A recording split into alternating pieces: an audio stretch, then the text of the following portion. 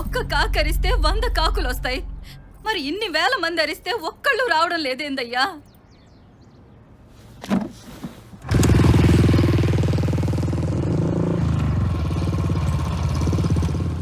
తాత ఎక్కడికి? ధర్మారం వెళ్ళాలి బాబు. కూర్చో తాత, దింపుతాను.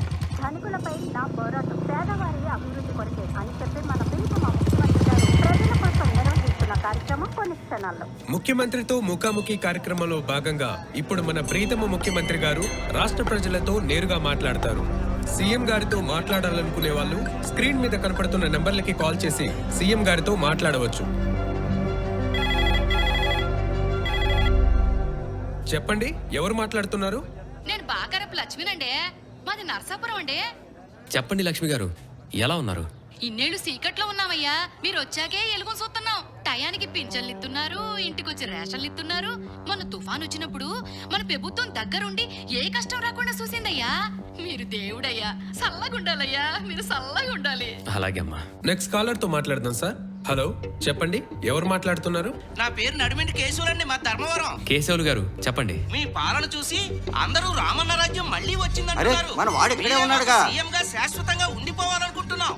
మీరు వచ్చిన తర్వాత ప్రజలందరి పరిస్థితి కూడా చాలా బాగుంది. మీలాంటి ముఖ్యమంత్రి దొరకడం నిజంగా మన ఊర్లో నడిమింటి కేశవులు నేనే కదయ్యా. నేను మాట్లాడుకున్నా నా పేరు చెప్పి ఎవరో మాట్లాడుతున్నారేంటి?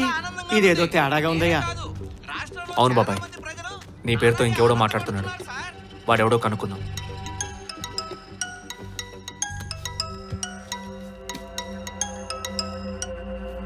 Hi bro. Hi bro. ఎక్కడ బ్రో? రూమ్ లో మందేస్తున్నా. ఓ, మరి సీఎం లైవ్ ప్రోగ్రామ్? లైవా తొక్క?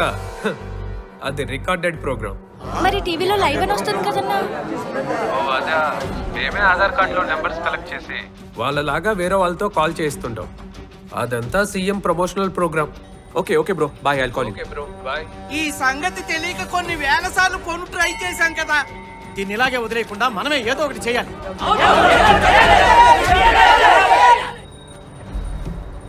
నా పేరు నడిమింటి కేశవులండి. సీఎం గారితో నేను మాట్లాడాలని ముఖ్యమంత్రితో ముఖాముఖి ప్రోగ్రాంకి ఏడాది నుంచి ట్రై చేస్తున్నానండి. ఎప్పుడు లైన్ దొరకలేదండి. ఈ లోపు నా పేరు చెప్పి సీఎం గారితో ఎవడో మాట్లాడేశాడండి. నా పేరు చెప్పి ఆడెవడో మాట్లాడేంటండి? తప్పు కదండి.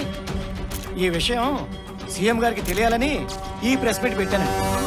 మీరైనా సీఎం గారికి చెప్పండి, నేను ఆయనతో మాట్లాడలేదని. సీఎంది ఫేక్ ప్రోగ్రామ్ అంటరా?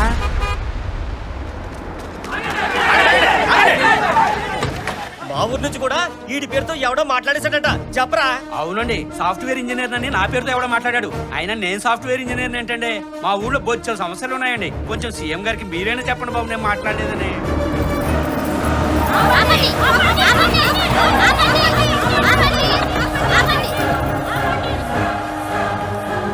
మా ఊరు నుంచి ఎవరు మాట్లాడలేదు, మా ఎవరికి ఫోన్ కలవలేదు. మాకు చాలా సమస్యలున్నాయి. మేము సీఎం గారితో మాట్లాడాలి. మేము సీఎం గారితో మా సమస్యల గురించి భూకంప బాధితుల సీఎం బాధితులు అనుకుంటా. చూస్తుంటే స్టేట్ అంతా ఉన్నట్టున్నారు.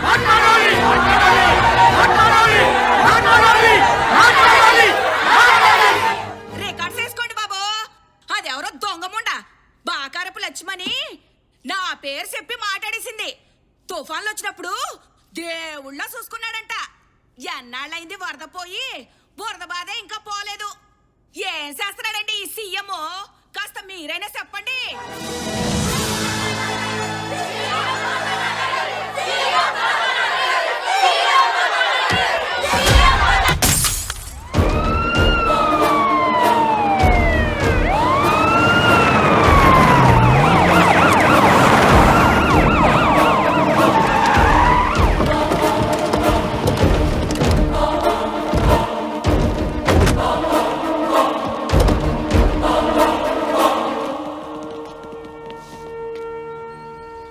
జరిగిన దానికి విచారిస్తున్నాను.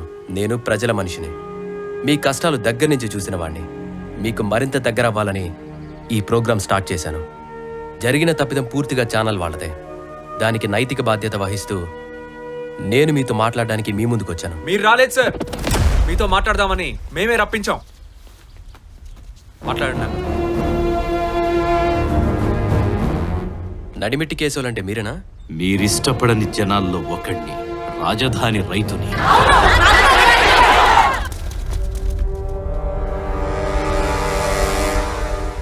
చెప్పండి. మీరు ప్రభుత్వం తరఫున వచ్చారా, పార్టీ తరఫున వచ్చారా? ప్రభుత్వం తరపునే వచ్చాను. అయితే ఒక్కసారి అటు చూడండి. అధ్యక్ష, అమరావతిని రాజధానిగా పెడితే మేం దాన్ని మనస్ఫూర్తిగా ఆహ్వానిస్తున్నాం అధ్యక్ష. అమరావతిలో కట్టినా, గుంటూరులో కట్టినా, రాష్ట్రంలో మరెక్కడ కట్టినా మాకెలాంటి అభ్యంతరం లేదు. ఎందుకంటే మన రాష్ట్రం ఇప్పటికే 13 జిల్లాల చిన్న రాష్ట్రం అయిపోయింది.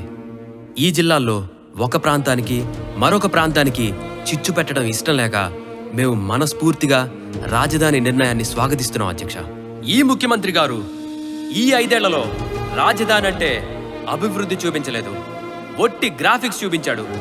ఇప్పుడు ఈ ఎన్నికల్లో ఒకే ఒక్క ఛాన్స్ నాకిచ్చి నన్ను గెలిపిస్తే ఇదే అమరావతిని ప్రపంచాన్ని తలదన్నే నగరంగా అభివృద్ధి చేసి మీకు చూపిస్తానని మనవి చేసుకుంటున్నాను. దేవాలయం లాంటి అసెంబ్లీలో మీరే మా దేవుళ్ళని చెప్పుకునే ప్రజల సమక్షంలో మీరు మాట్లాడిన మాటలు తరువాత ఎందుకు మార్చారు సార్? చెప్పండి సీఎం గారు, ఎందుకు మాట మార్చారు? మీరు మాట మార్చడం వల్ల కొన్ని వేల మంది రైతులు, రైతు కుటుంబాలు రోడ్డున పట్టాయి.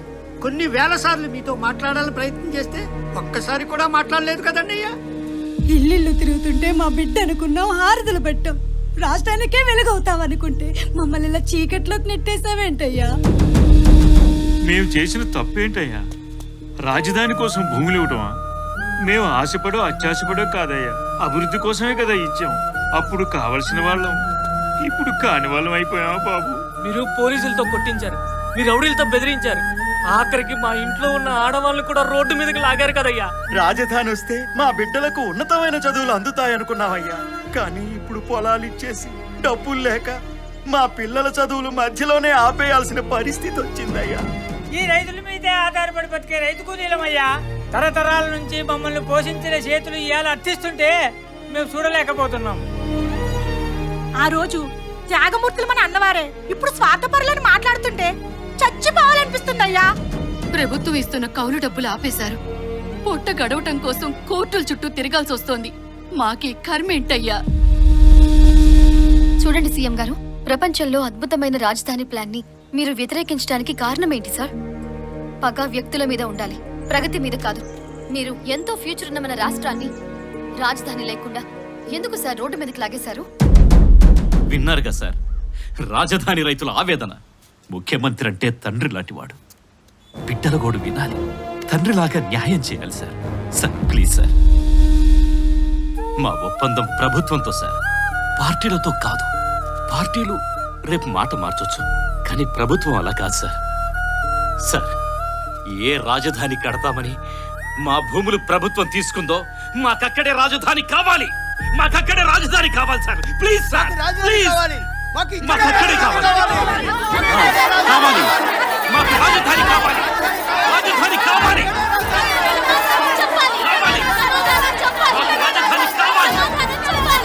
మాకక్కడే రాజధాని కావాలి. సార్ సార్ సార్ ఏంటి సార్ వెళ్ళిపోతున్నారు? సార్ చెప్పండి సార్. సార్ మా రాజధాని సంగతి ఏంటో చెప్పి వెళ్ళండి సార్. సార్ సీఎం గారు, నేను నడిమింటి కేశవుల్ని. నా గురించి వచ్చి నాకు సమాధానం చెప్పకుండా వెళ్తారేంటండి?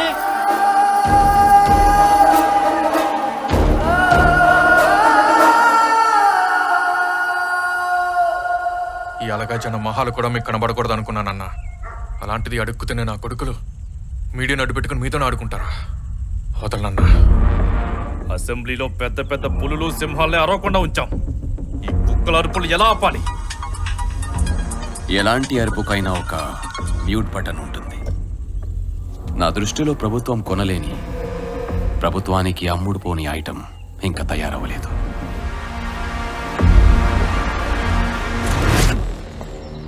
మనం సీఎంతో మాట్లాడింది ఏ పేపర్లోనూ రాలేదు. కావాలంటే చూడండి. రాకపోవడం ఏంటమ్మా? రాదు. ఏ పేపర్లోనూ రాదు, ఏ టీవీ ఛానల్లోనూ ఎవ్వరూ చూపించరు.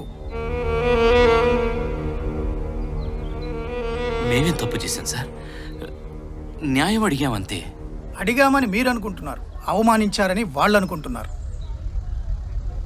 అంటే ఇంకా మన ఉద్యమం అరణ్యరోధనగా ఉండిపోవాల్సిందేనా? ఇది 5G కాలం అమ్మా. అడవిలో అరిచిన అన్ని లోకాలకి వినిపిస్తుంది. ఎలా?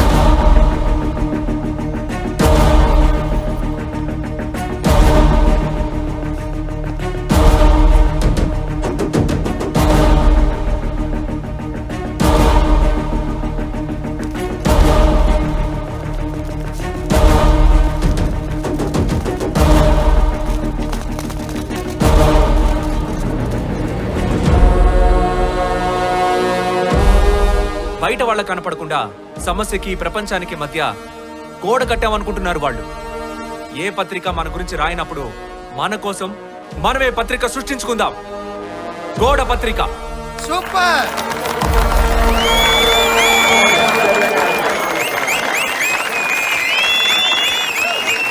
ఇక నుంచి ఇదే మన గొంతుక. అక్షర సేద్యం మొదలు పెట్టండి సార్.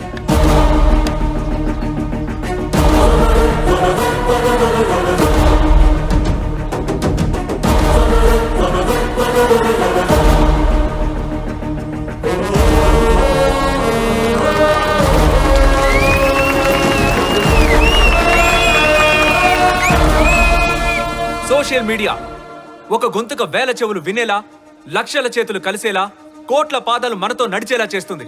ఈ పత్రికని ప్రజల్లోకి తీసుకెళ్ళాలి. జై అమరావతి!